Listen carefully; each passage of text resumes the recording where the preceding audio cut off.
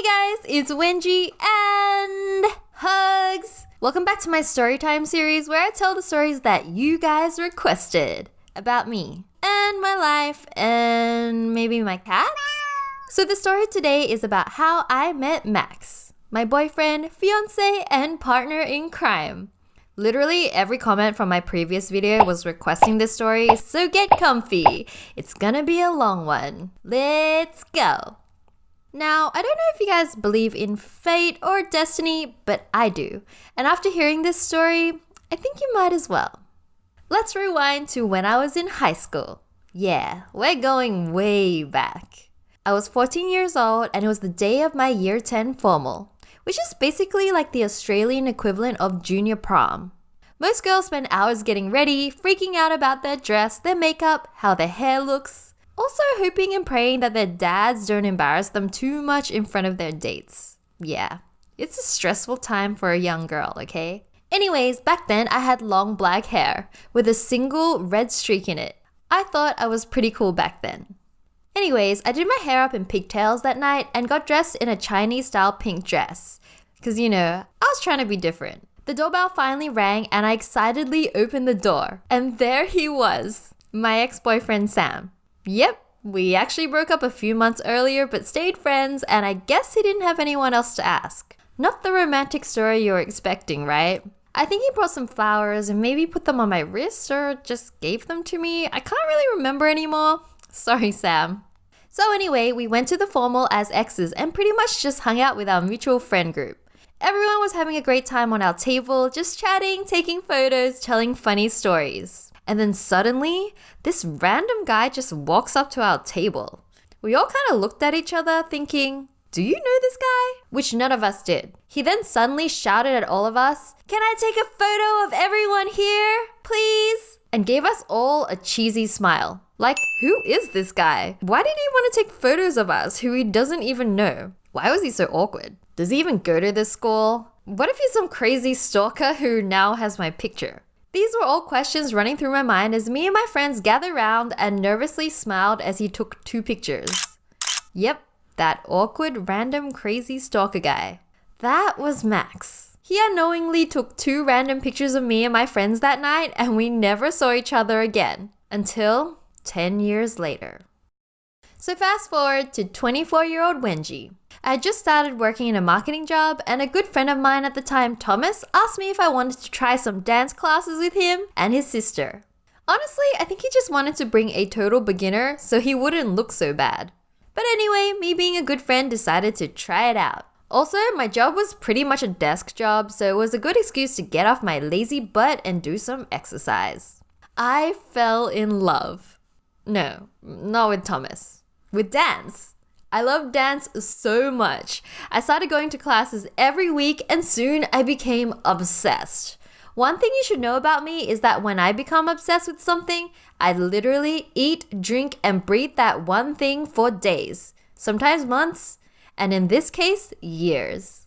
One day, Thomas invited me to a dance audition at a different dance school that I'd never been to before. Apparently, they were recruiting dancers for a performance team, and I loved performing, so I thought, why not? Might take my dancing to the next level. I turned up on audition day, learned the choreography as best as I could, and finally, my moment was here.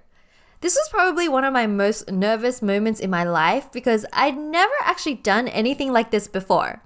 It was my turn to perform the choreography in front of the judges to see whether or not I would make the cut. I walked out onto the dance floor. My little heart was running at 1,000 miles an hour. It was like no one else was in the room.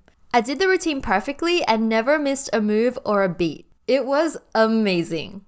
I slowly looked up at the 3 judges, wanting to see if I could read their expressions on how I did. The middle judge was looking back at me seriously. The judge on the right had a smile on his face. Then I looked over to the judge on the left, and out of all the people in the world, I saw Max, staring dumbly back at me with those empty eyes. I didn't recognize him at the time, and he didn't recognize me either. I mean, it had been 10 whole years, so who could blame us? Later on, I heard that Max told the other judges that I danced funny. And even though I remembered all the moves, looked a bit like a robot. A robot? Seriously? Anyway, in spite of Max's comments, I ended up qualifying for the performance team and started attending that dance school once a week to practice and train for the upcoming performance. Max had a girlfriend at the time, and she was in my class too, and I was friends with her since we danced together. Actually, everyone in the dance school was pretty friendly with each other, so after a while, Max and I became friends. And no, nothing happened between us then. He had a girlfriend, and I had a boyfriend at the time as well, who I was very much in love with. One day after dance practice, it was quite late and I was about to go home. But just before I left, Max pulled me aside and said that he wanted to talk. It sounded serious and I was half caught off guard, so we sat down and then he poured out all his girl problems. Like, what the heck? I mean, I was friends with this guy, but I didn't think we were that close. We hardly talked outside of dance class, and now suddenly he's telling me all his girl problems and asking me for relationship advice. Like, I'd always enjoyed being the therapist for all my friends, but this was a total shock, and I wasn't prepared at all. I guess we became better friends after that experience. Apparently, Max and I even had a dinner alone together once. I don't really remember too much about this dinner apart from what I've been told by Max. But apparently I was super shy during the whole thing. He was shocked the entire time because apparently when we used to chat online, I was super talkative, bubbly and chatty, but in person was completely the opposite. Sound familiar, guys? Don't be surprised if you meet me in real life and I'm super awkward. Now you know, I've been like this my whole life. Anyways, eventually both of us got busier and busier as time went on.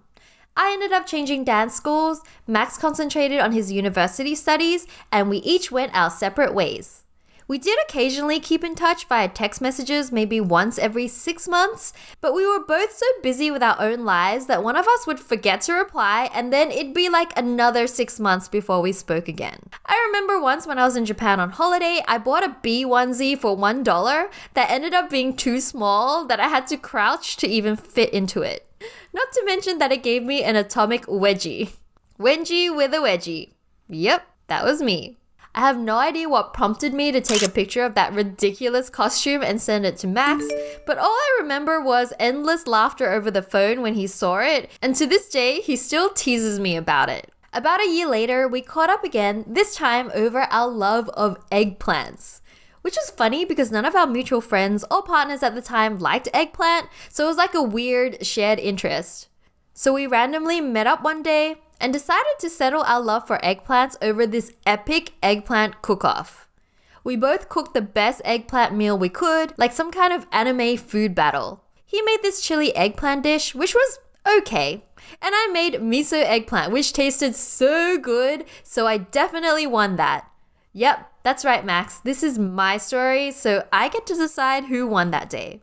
So fast forward 3 more years, and I'm finally single after a pretty dramatic breakup. Anyways, I was pretty upset after my breakup, and I returned the favor of spilling my guts to Max about it after he so kindly put his relationship problems on me all those years ago. Max also happened to be on a break from work, so it was pretty good timing, and we arranged our yearly catch-up as usual. We had brunch and we caught up on life, friends, work, interesting books we were reading, and a bunch of other things. I remember leaving the cafe and suspiciously feeling like I had just gone on a date. Or maybe I was just overthinking things. Well, I definitely wasn't overthinking because the next day, Max and I ended up talking again and we continued to hang out, which was definitely not our usual pattern of catching up once a year. Things were moving a little fast for me and I wasn't ready to get into another relationship, so I called my best friend. She said I should go on a few dates with different guys to make sure I wasn't making the wrong decision. Basically, to see what's out there before committing to anything. I told Max about my decision, hoping he would understand. To my surprise, he was super lovely and understanding and calmly watched as I downloaded a dating app and began chatting to other guys. The dating scene was very new and foreign to me since I never actually dated before. Anyway, let me just say there are a ton of duds. I would tell Max about all the weirdos I ended up talking to and we'd laugh about it together. After a while, I realized Max was pretty cool to hang out with and we got along super well, and he was really respectful of my wishes. He even passed a few special tests I set up, like cleaning up after me and bringing me food when I was hungry. Slowly, I began to open myself up and eventually gave enough hints to him that I was ready to move on. He took me out to dinner one night, even sang a song to me, which embarrassed the heck out of me because it was in public. And then asked me out. Well, I guess you know what I said, and the rest is history. So that's the crazy story of how I met Max and how we fell in love.